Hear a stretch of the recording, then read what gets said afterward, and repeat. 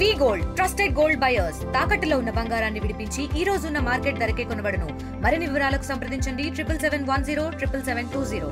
ఒక రాష్ట్రం రోజులు పెట్టింది. మరి ఇంకా నియోజకవర్గంలో కూడా మరి మంత్రి గారి ఆధ్వర్యంలో అభివృద్ధి పరుగులు పెడుతుంది విషయాన్ని తెలియజేస్తూ మరి ఈరోజు ఇది బీసీల ప్రభుత్వం అని చెప్పడానికి మరొక నిదర్శనం. మన బడ్జెట్ లో కూడా బీసీలకు పెద్దపీట వేసిన ప్రభుత్వం ఎన్డీఏ ప్రభుత్వం తెలియజేయాలి.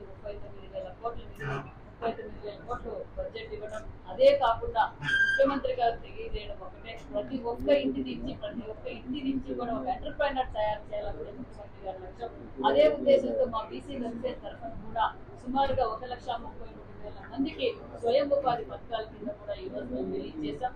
12వ తారీఖు వరకు కూడా ఎక్స్టెన్షన్ చేశాం. అంటే ప్రతి ఇంటి నుంచి ఒక ఎంటర్ప్రైనర్ తయారు చేసి వాళ్ళ కాళ్ళ మీద నిలబడాలనేది ముఖ్యమంత్రి గారి అభిప్రాయం, ఆయన లక్ష్యం అనే విషయాన్ని కూడా మీకు తెలియజేస్తూ, అంతేకాకుండా మహిళా పక్షపాతి ప్రభుత్వం అని కూడా తెలియజేయాలి. అన్నగారి స్ఫూర్తితో మరి ముఖ్యమంత్రి చంద్రబాబు నాయుడు గారి విజనరీలతోనే మహిళలు వాళ్ళ కాళ్ళ మీద నిలబడాలనే ఉద్దేశంతో మరి మహిళలు కూడా సుమారుగా 1,00,000 మందికి ఉచిత టైలరింగ్ మిషన్ బీసీ వెల్ఫేర్ తరఫున ఉచిత టైలరింగ్ మిషన్ ట్రైనింగ్ ఇస్తూ వాళ్ళకు ఉచితంగా మిషన్ కూడా ఇవ్వబోతున్నాం అన్న విషయాన్ని కూడా మేము తెలియజేస్తున్నాం.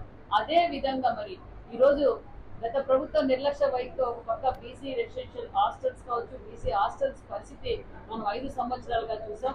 నిర్వీర్యం అయిపోయాన్న విషయం కూడా తెలుసు. కనీసం మినిమం రిపేర్లు కూడా ఇవ్వకపోవడంతో పిల్లలు ఒక పక్క హాస్టల్ వార్డన్స్ చాలా ఇబ్బంది పడ్డారు. ఒక పక్క డైట్ బిల్లు కూడా గత ప్రభుత్వం ఇవ్వకపోవడంతో కూడా పిల్లలంతా ఇబ్బంది పడ్డారనే విషయం ముఖ్యమంత్రి గారి దృష్టికి తీసుకెళ్లాం. ముఖ్యమంత్రి గారు కూడా బీసీ హాస్టల్స్ కి, రాష్ట్రంలో ఉండే బీసీ హాస్టల్స్ రెనోవేషన్స్ అన్నిటికీ ఒక పక్క కలెక్టర్లతోనూ ఒక పక్క ఎంపీలతోనూ మరి గవర్నమెంట్ నుంచి నిధులు కూడా ఇవ్వడం జరిగింది. అదే విధంగా బీసీ రెసిడెన్షియల్ స్కూల్స్ కూడా ఏదైతే మహాత్మా జ్యోతిరావు పూలే స్కూల్స్ ఈ రోజు ఈ స్కూల్ తో స్టార్టింగ్ తో 108 స్కూల్స్ అయినాయి. 108 స్కూల్స్ కూడా నేను తెలుగుదేశం ప్రభుత్వంలోనే 105 స్కూల్స్ తీసుకొచ్చాం.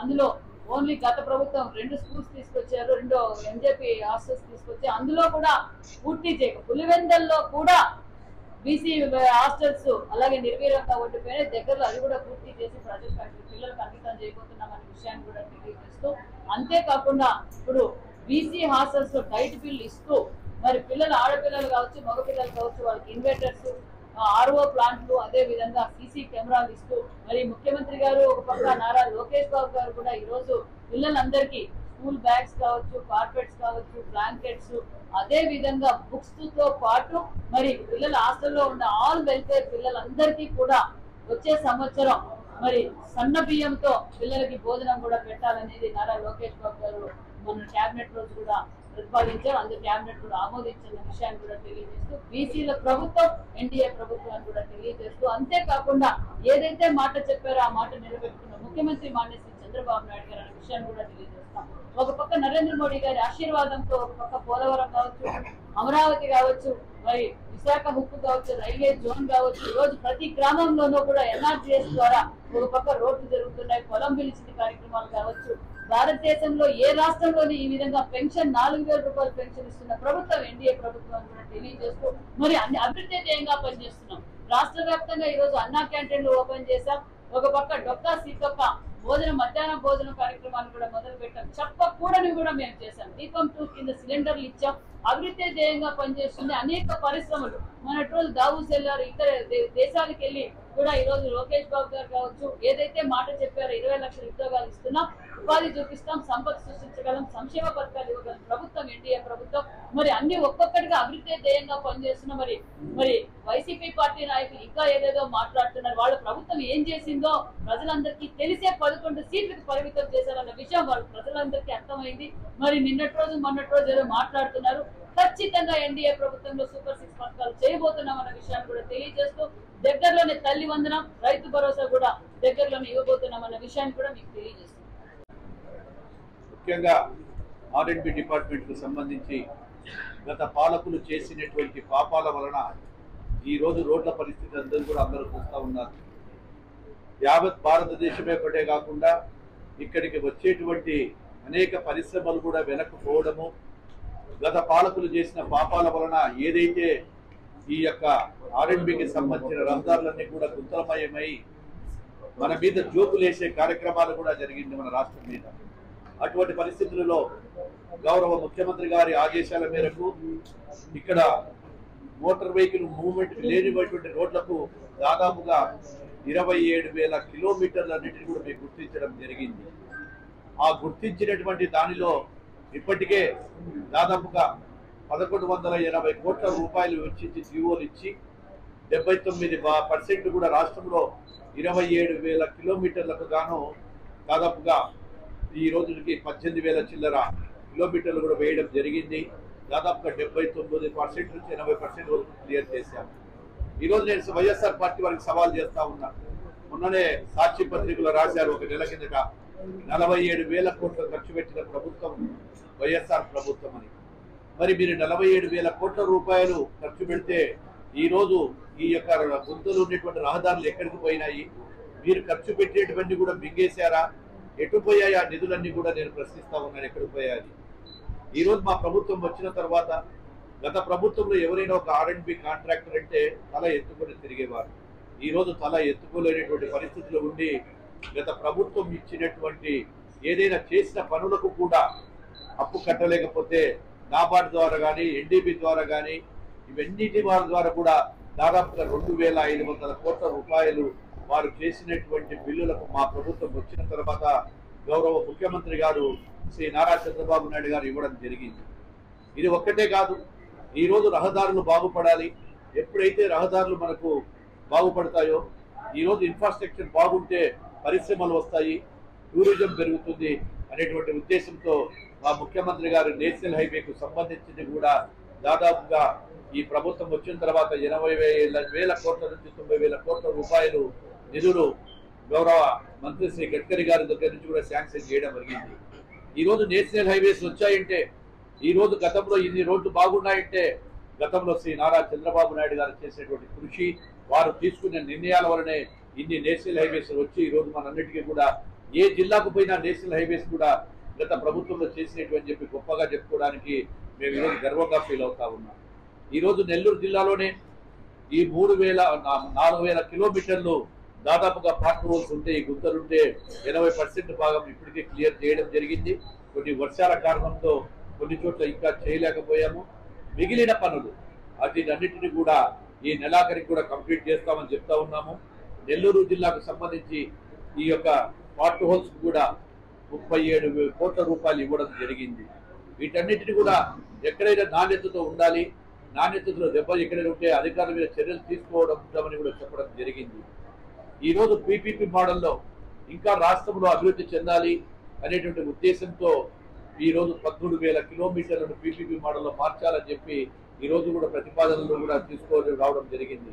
ఆ PPP మోడల్లో కూడా ఎక్కడైతే అనువైన స్థలాలు ఈ యొక్క రోడ్లు ఉన్నాయో వాటన్నిటిని కూడా ఏజెన్సీ ద్వారా త్వరలోనే చేసి ఏప్రిల్ మే మాసంలో ఈ PPP మోడల్ ద్వారా మరో 13,000 కిలోమీటర్లు కూడా ఈరోజు డబుల్ రోడ్లను చేయడము, 4 లైన్స్ రోడ్లు చేయడం కూడా జరుగుతుందని తెలియజేస్తా ఉన్నాను.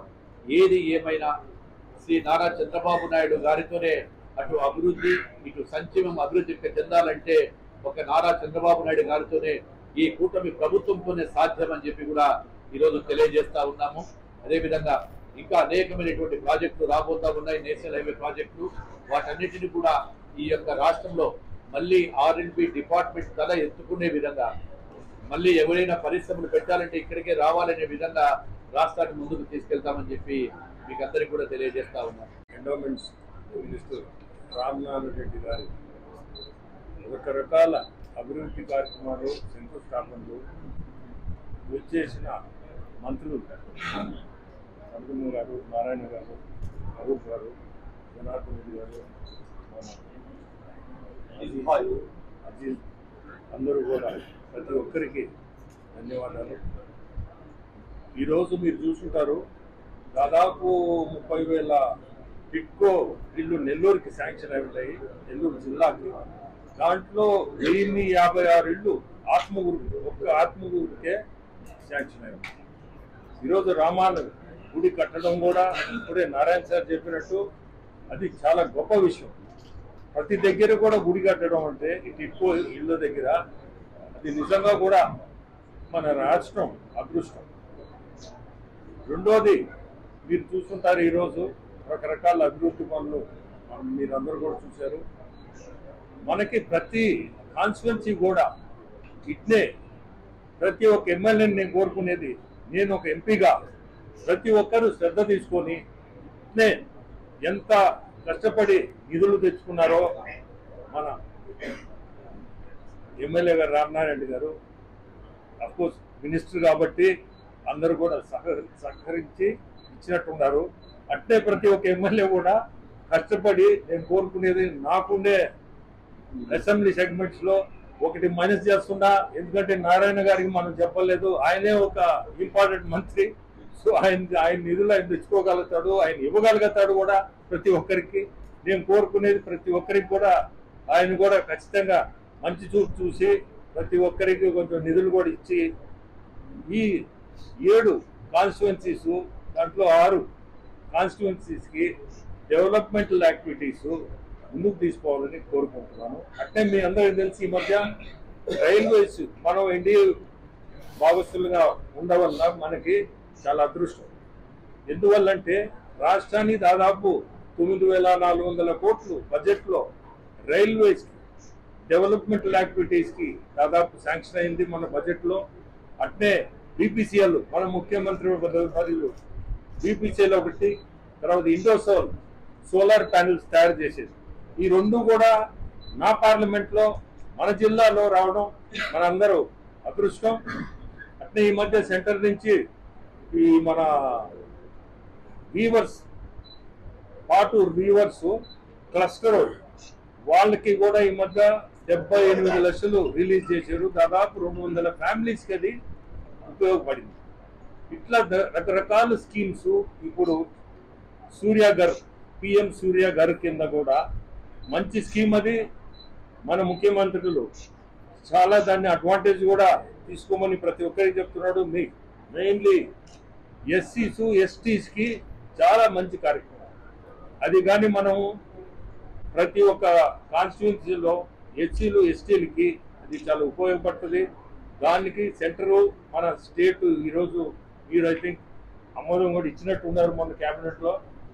కొంత ఏదో ఫండ్స్ కూడా మీరు సపోర్ట్ చేసేటట్టుగా అది కానీ వస్తే ఈ ఎలక్ట్రిసిటీ సైడ్ నుంచి కూడా ప్రతి ఒక్కరికి కూడా అది లాభపడతారు, స్పెషల్లీ ఎస్సీలు ఎస్టీలు. ఇటువంటి రకరకాల కార్యక్రమాలు మనము ఈరోజు ముందుకు తీసుకుపోతున్నాము. రాష్ట్రం కూడా ముందుకు పోతుంది. ప్రతి దగ్గర కూడా మీరు చూడండి, అభివృద్ధి మెయిన్, సంక్షేమం అభివృద్ధి, ఈ 2 పదాల మీదనే నడిపిస్తుంది గవర్నమెంట్ కూడా. ప్రతి ఒక్కరు నేను కోరుకునేది కూడా ఈ జిల్లా లాగానే ప్రతి జిల్లా కూడా ఇట్లా ఇండస్ట్రీస్ తెచ్చుకొని ముందుకు తీసుకోవాలని కోరుకుంటున్నాను. అనేక శంకుస్థాపనలు ఇనాగరేషన్స్ యాక్చువల్గా చేయడం నిజంగా చాలా సంతోషమైన విషయం. గవర్నర్ మంత్రివర్యులు రామనారాయణ గారు అనేక డిపార్ట్మెంట్లతో కోఆర్డినేట్ చేసి ఆ డిపార్ట్మెంట్ యొక్క మంత్రులతో మాట్లాడి ఈరోజు ఈ యొక్క కాన్స్టిట్యున్సీకి అనేక ఫండ్స్ తీసుకొస్తున్నారు. నేనైతే మంత్రి గారినైనా వెనకాల పడ్డారు, నాకు అర్థదార్థి కల్పిస్తాం, మున్సిపాలిటీ కల్పిస్తామని ఆల్రెడీ కొంత శాంక్షన్ చేసుకొని తీసుకున్నారు. ఈ విధంగా ఈరోజు ఈ కాన్స్టిట్యున్సీలో అనేక డెవలప్మెంట్స్ ఈరోజు జరుగుతున్నాయనే దానికి నిదర్శనం ఈరోజు చేసిన ఇనాగరేషన్స్ శంకుస్థాపనలో. ట్రిక్ హౌస్కి వస్తే ఈరోజు ట్రిక్ హౌస్ కాలనీలో ఒక టెంపుల్ యాక్చువల్గా టెంపుల్కి శంకుస్థాపన జరిగింది. గవర్నర్ మంత్రివర్యులకి ప్రత్యేక ధన్యవాదాలు తెలియజేస్తున్నాను. ఎందుకంటే 63 ప్లేసుల్లో ట్రిక్ హౌస్ కాలనీస్ ఉన్నాయి రాష్ట్రంలో.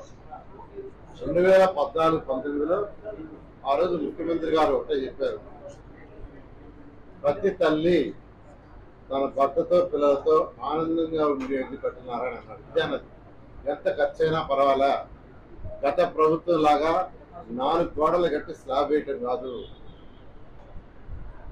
భర్తతో పిల్లలతో ప్రతి తల్లి ఆనందంగా ఉండాలా అని అంటే అనేక దేశ విదేశాలు స్టడీ చేసి ఆ తర్వాత ముఖ్యమంత్రి గారు గ్రహించడం.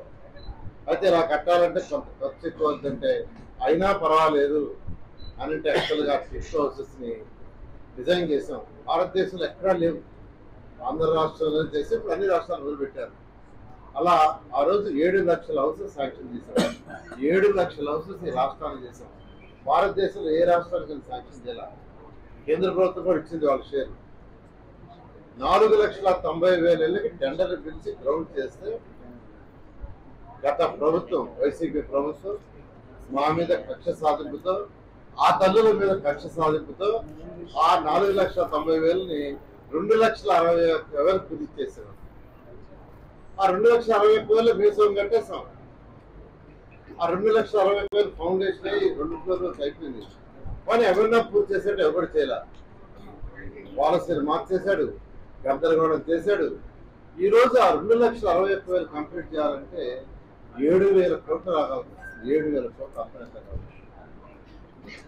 ఏం చేయాలో అర్థం కాక ముఖ్యమంత్రి గారితో ఇంతవరకు 4 సార్లు రివ్యూ చేశాం.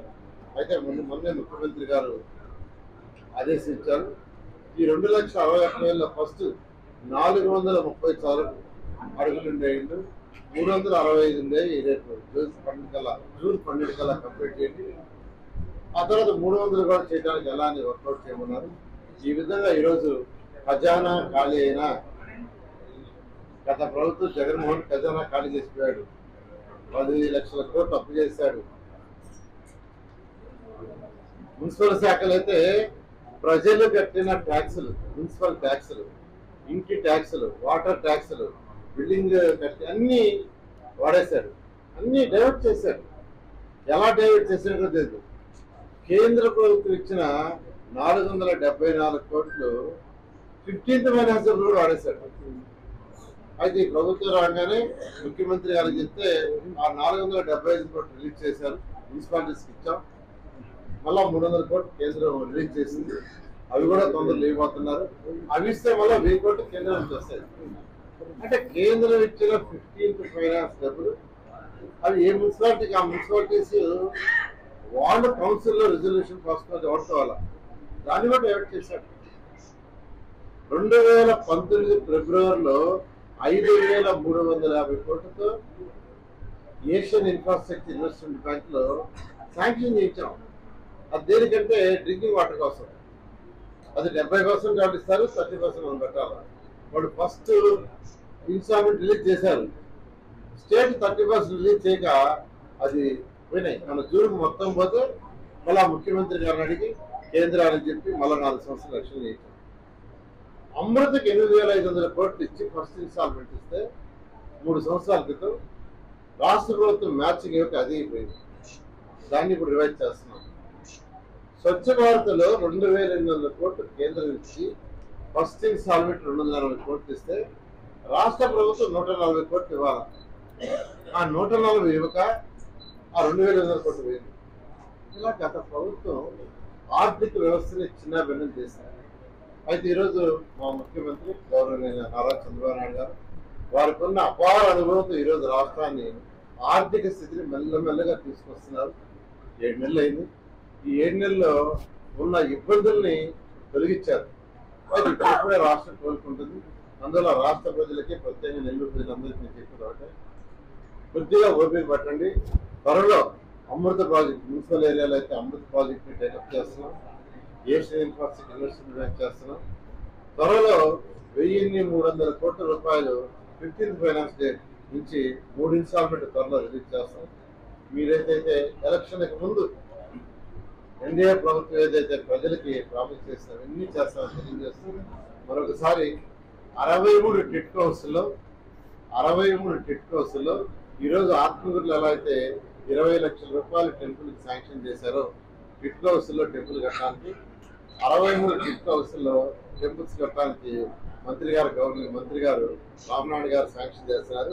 వారికి ప్రత్యేకంగా టిట్ హౌస్ ధన్యవాదాలు తెలియజేస్తారు. నమస్కారం. ఈరోజు ఇంత సమయం ఆత్మకూరు నియోజకవర్గ అభివృద్ధిలో సోదర మంత్రివర్యులు, పార్లమెంటు సభ్యులు, వివిధ శాఖల యొక్క అధ్యక్షులు, పార్టీ నాయకులు అందరూ కూడా ఇక్కడికి రావడం చాలా సంతోషం. అందరితోటి జిల్లా మీడియా అంతా కూడా ఈరోజు ఆత్మకూరులో ఏం జరుగుతుంది, ఏ రకమైన అభివృద్ధిని ముందుకు తీసుకెళ్తున్నారు. ఎన్డీఏ కూటమి నాయకత్వంలో చంద్రబాబు నాయుడు గారు ముఖ్యమంత్రిగా, తెలుగుదేశం పార్టీ శాసనసభ్యులు అనేటువంటిది ఇవాళ మీరందరూ గమనిస్తూ ఉన్నారు. ఉదయం నుంచి మాతోటి 4 గంటల పాటు ఈ ఎండల్లోనే తిరిగారు. చాలా మీ అందరికీ ప్రత్యేకంగా ధన్యవాదాలు. ఒక విషయం, ఈ నియోజకవర్గం 2014 తర్వాత పూర్తిగా నిర్లక్ష్యం చేయబడినటువంటి నియోజకవర్గం. దురదృష్టం ఏమంటే 2014లో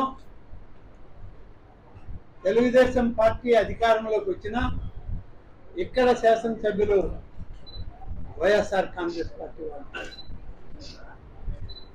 తర్వాత మళ్ళీ 5 సంవత్సరాల కాలం వైఎస్ఆర్ కాంగ్రెస్ పార్టీ అధికారంలోకి వచ్చి, ప్రభుత్వం వచ్చి, ఇక్కడ శాసనసభ్యులు కూడా అన్నదమ్ములు, ఇద్దరు శాసనసభ్యులు, మంత్రివర్యులు కూడా ఈ ప్రాంతం నుంచి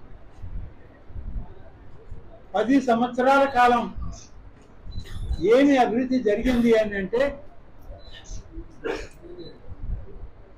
గతంలో ఉమ్మడి ఆంధ్రప్రదేశ్లో చేసిన అభివృద్ధికి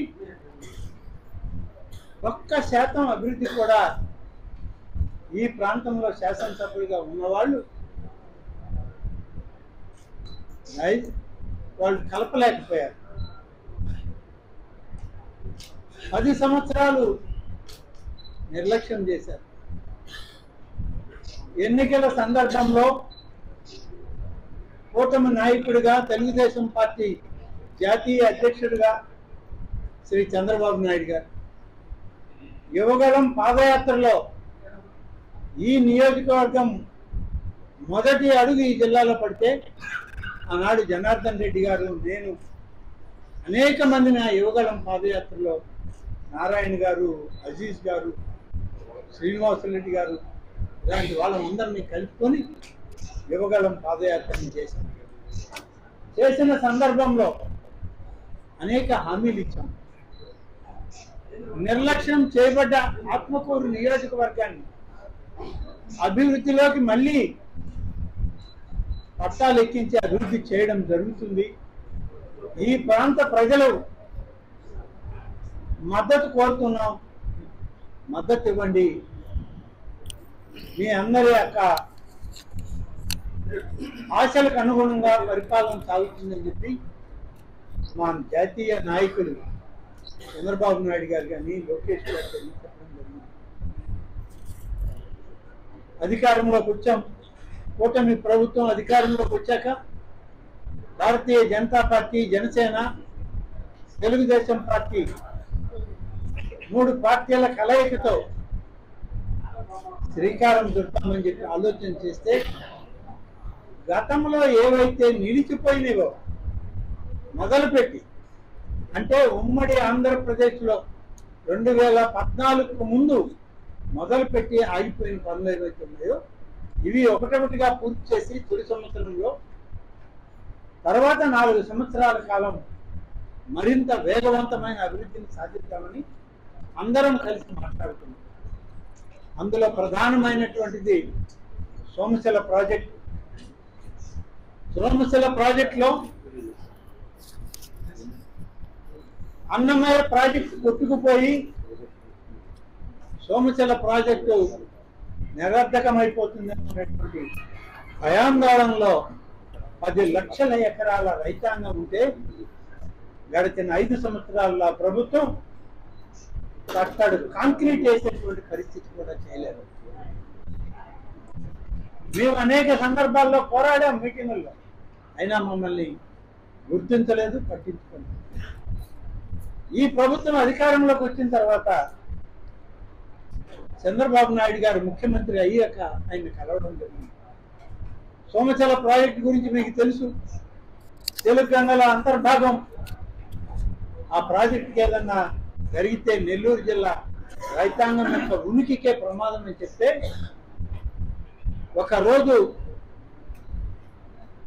ఆయన శ్రీ సిటీలో ఒక ప్రోగ్రాం కొట్టి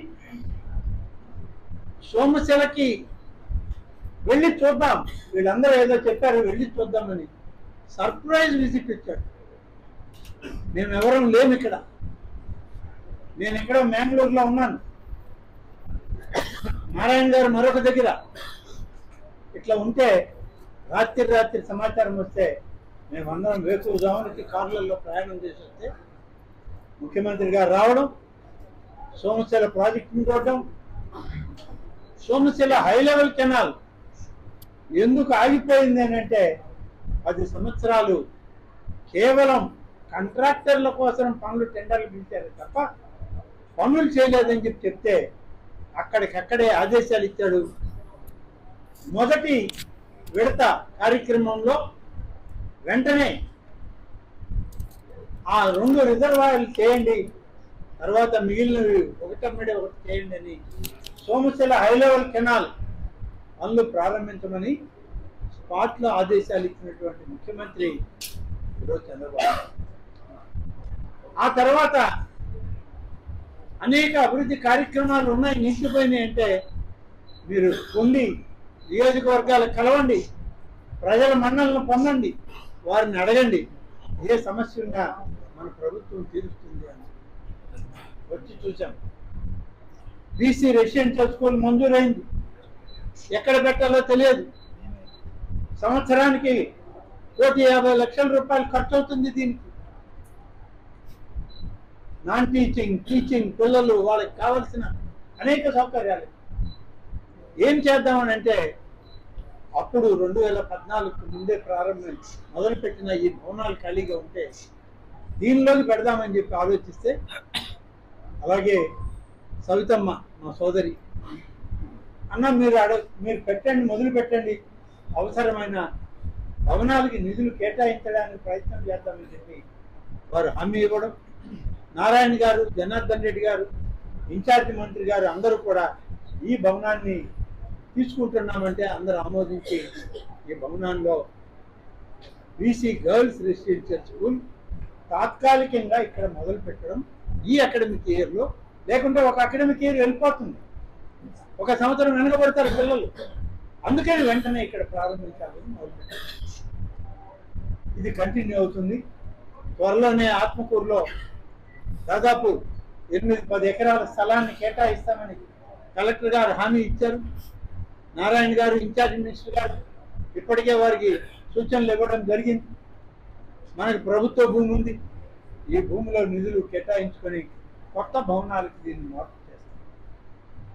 దీనిలోనే ఒక ఐటీఐ మొదలైంది.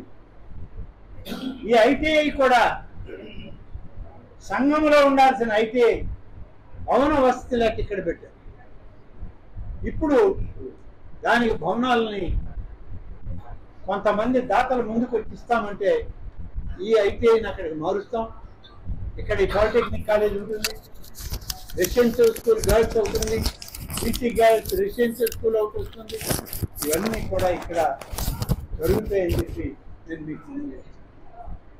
అభివృద్ధి అంటే మనం తెల్లతొక్కాలు వేసుకోవడం కాదు అభివృద్ధి. ఈ ప్రాంతంలో ఉన్న ప్రతి కుటుంబం,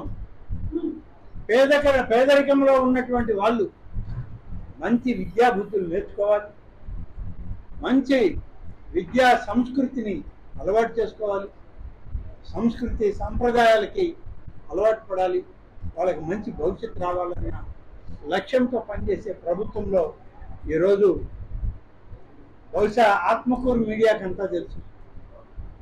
ఆర్ఎన్బి గెస్ట్ హౌస్ ఎప్పుడు ప్రారంభించారు ఇక్కడ? 12 సంవత్సరాలప్పుడు నేనే శంకుస్థాపన చేశాను. ఇప్పుడు దాన్ని ప్రారంభించడానికి జనార్దన్ రెడ్డి గారు నిధులిచ్చి అన్న 6 మాసాల్లో దీన్ని పూర్తి చేసి మొదలు పెడదామంటే పూర్తయింది అన్న, నువ్వు రా మొదలు పెడుతూ అంటే వచ్చాను. అంటే ఎంత నిర్లక్ష్యంగా ఈ నియోజకవర్గం ఉండిపోయిందో ఒకసారి. ఇవాళ ఒకటొకటి చేస్తూ వస్తున్నాం, అన్నీ మొదలు పెడతాం, అన్నీ చేస్తాం. అమృత్ 2 కింద త్రాగునీరు వస్తీ 3 రోజులకి 4 రోజులకి ఆత్మకూరు పట్టణంలో నీరు వస్తుంటే సోమశిల నుంచి ఒక డెడికేటెడ్ లైన్ ఇచ్చి 95 కోట్ల రూపాయలతో 12 ఏళ్ల క్రితం మంచినీళ్ళు ఇచ్చాం. 10 ఏళ్ల తర్వాత వస్తే మళ్ళీ 4 రోజులకు ఒక రోజు, నారాయణ గారిని అడిగితే అమృత్ 2 పథకంలో దీనికి అవసరమైన 10 కోట్ల రూపాయలు అవుతాయంటే ఇస్తాము, మార్చిలో ఇస్తాను అని హామీ ఇచ్చారు. మున్సిపాలిటీ అయింది, బ్యూటిఫికేషన్ కావాలి, కొంచెం అందమైన పార్కులు ఉంటే బాగుంటుందంటే 2 కోట్ల రూపాయలు ఇస్తామని హామీ. ఇవన్నీ కూడా ఇవాళ ప్రభుత్వంలో సాధించుకోగలరు. అడగందే అమ్మాయినా పెట్టదు. ఇవాళ అడుగుతున్నాం, కావాలని వాళ్ళని ఒత్తిడి చేస్తున్నాం. ఈ ఆత్మకూరు అభివృద్ధిలో ఎందరు పెద్దల భాగస్వామ్యం. అలాగే పార్లమెంట్ సభ్యులు ప్రభాకర్ రెడ్డి గారు కేంద్ర ప్రభుత్వం ఇచ్చే హౌసింగ్ స్కీమ్లో వెనకబడిపోయింది ఈ ప్రాంతం అంటే వెంటనే మాట్లాడారు. హౌసింగ్ స్కీమ్ మొదలు పెట్టడానికి ఇవాళ కేంద్ర ప్రభుత్వ నిధులు మనకు సమకూర్చే ప్రయత్నం చేశారు. తొందరలోనే హౌసింగ్ స్కీమ్ మొదలు కాబోతుంది. ఇట్లా ఒకటొకటి అన్నీ చేసుకుంటూ వస్తున్నాం. పెద్దల అజీజ్ గారు వచ్చారు, ఏఎస్పేట దర్గా అభివృద్ధి కావాలని. నోడా చైర్మన్ గారు వచ్చారు, అర్బన్ డెవలప్మెంట్ అథారిటీ కింద మాకు నిధులు ఇవ్వండి, మంచి అవకాశం, మా వెనకబడిన ప్రాంతం చిన్న మున్సిపాలిటీకి డబ్బు ఇవ్వండి అని అడిగితే నారాయణ గారు చైర్మన్ గారితో మాట్లాడి నిధులు ఏర్పాటు చేస్తామని. ఏదైనా మనం ఒక ప్లాన్ చేసుకుని అడిగితే నిధులు ఒకటొకటిగా వస్తాయి. 5 సంవత్సరాల సమయం ఈ ప్రాంత ప్రజలు మా ప్రభుత్వానికి నాకు అవకాశం. ఇందరు పెద్దల సహకారంతో మరింత అభివృద్ధి చేస్తామనేటువంటి విశ్వాసం నాకుంది. దాంతోనే ఇవాళ అందరూ కూడా సహకరించడానికి, ఆశీర్వదించడానికి అందరు పెద్దలు ఇక్కడికి వచ్చారు. వారందరికీ ప్రత్యేకంగా నేను ధన్యవాదాలు తెలియజేస్తూ, మా సవితమ్మ గారిని ముందు వారు మాట్లాడతారు, తర్వాత జనార్దన్ రెడ్డి గారు మాట్లాడతారు. మరిన్ని వీడియోస్ కోసం ఛానల్ ని సబ్స్క్రైబ్ చేయండి. లేటెస్ట్ అప్డేట్స్ కోసం వాట్సాప్ ఛానల్ ని ఫాలో అవ్వండి. ఆ లింక్ డిస్క్రిప్షన్ లో ఉంది.